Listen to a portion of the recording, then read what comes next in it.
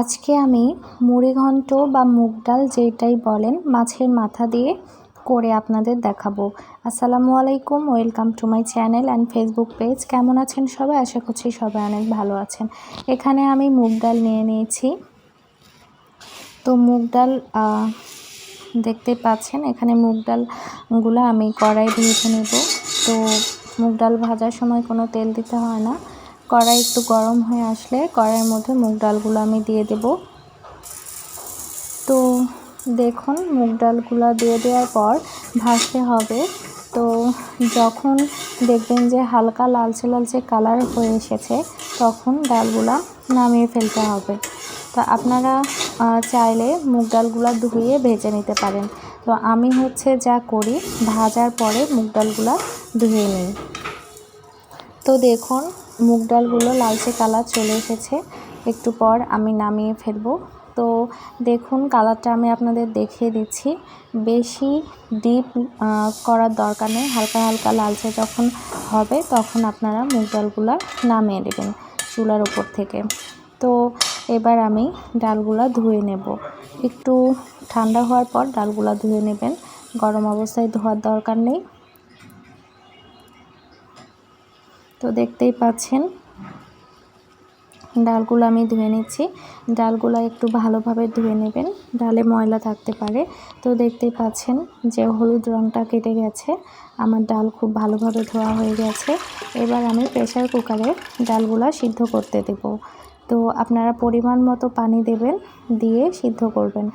আর pressure কুকারে আপনাদের এক এক প্রেসার কুকারে এক এক রকমের হয়ে থাকে, তাই সিটিটা আপনাদের ইচ্ছা মতো দিয়ে দিবেন।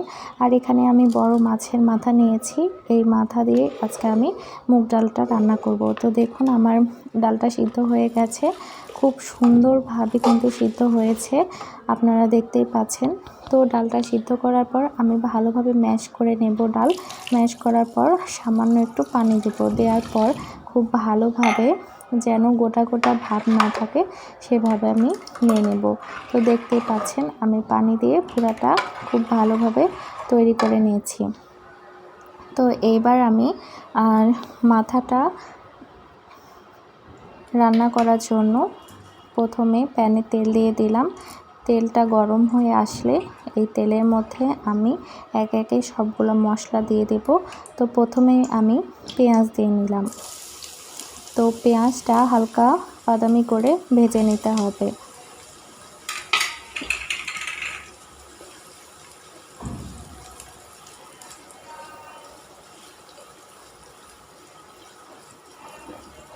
তো পেঁয়াজটা হালকা বাদামি করে ভেজে নেওয়ার পর তার মধ্যে সামান্য পানি দিয়ে দিবেন।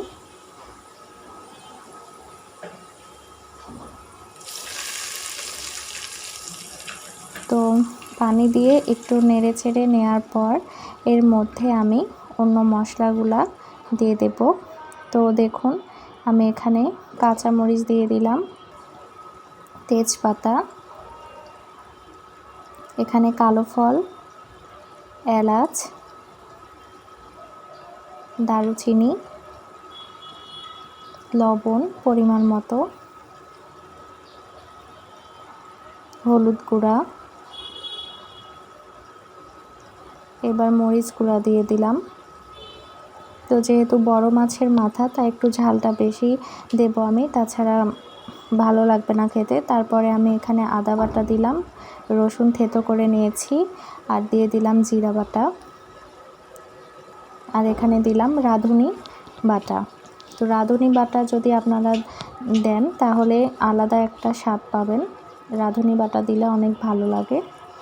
তো সব কিছু আমি এবার খুব ভালোভাবে কষিয়ে নেব মশলাটা।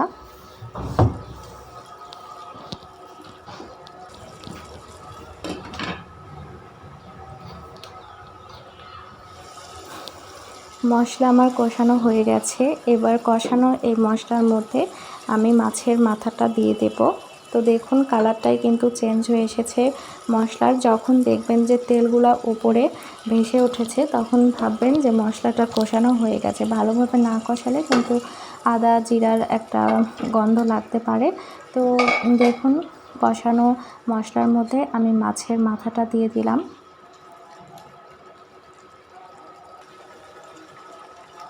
তো এই মাছের মাথাটা এখন ভালোভাবে সিদ্ধ করার জন্য আমি একটু পানি দিয়ে নিলাম, পানি দিয়ে ঢেকে দেব। তো দেখুন আমি ভেঙে দিচ্ছি, এখানে ভেঙে দেখছি যে আসলে সিদ্ধ হয়েছে কিনা। ভালোভাবে সিদ্ধ না হলে মাছের গন্ধ লাগতে পারে।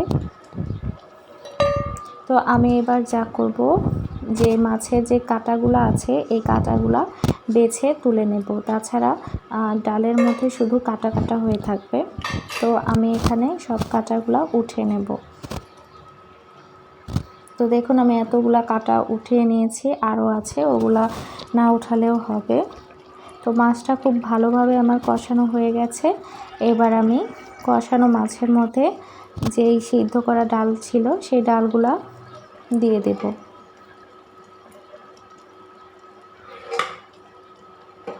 তো আপনারা ডাল নামানোর আগে একটু টেস্ট করে দেখবেন, লবণ কম বেশি যদি হয় তাহলে মিশিয়ে নেবেন।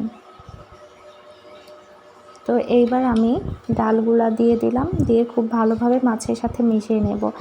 আর একটু পরপর নাড়া দিবেন, তাছাড়া কিন্তু ডাল লেগে যায়। আর ডাল যদি লেগে পুড়ে যায় তাহলে কিন্তু আর খাওয়া যায় না, বাজে একটা গন্ধ লাগে। তো এইবার আমি লাস্ট বারের মতো পানি দিলাম।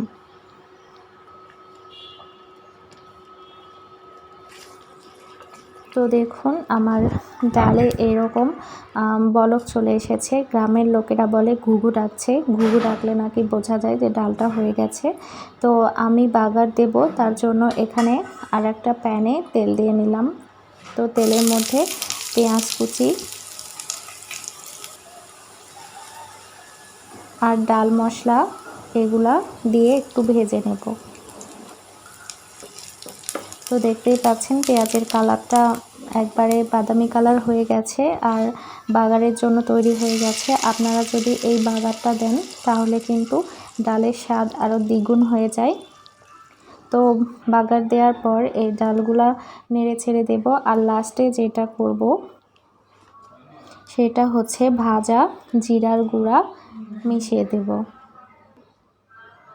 তো দেখুন আমার ডাল তৈরি হয়ে গেছে। তো এইভাবে চাইলে আপনারা বাড়িতেই অনেক সুন্দরভাবে মুড়িঘণ্ট তৈরি করতে পারবেন। তো আমি এবার একটা বলে উঠিয়ে নিচ্ছি।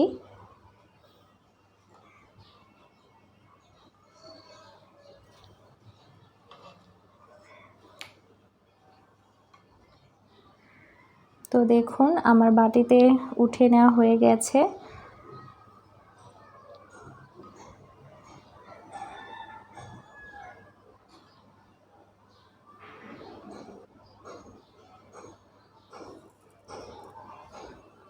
তো এর উপর দিয়ে এবার আমি লাস্ট যে কাজটা সেটা হচ্ছে জিরা গুঁড়া ছিটিয়ে দিলাম। দেন জিরার গুঁড়াগুলা সবগুলা ডালের সাথে আমি মিশিয়ে নেব। তো আমার ডাল তৈরি হয়ে গেল। আশা করছি ভিডিওটি ভালো লেগেছে। তো আজকের মতো এখানেই বিদায় নেব। আর হ্যাঁ, চ্যানেলটা অবশ্যই সাবস্ক্রাইব করবেন, ফেসবুক পেজটা ফলো করে দেবেন। আল্লাহ হাফেজ।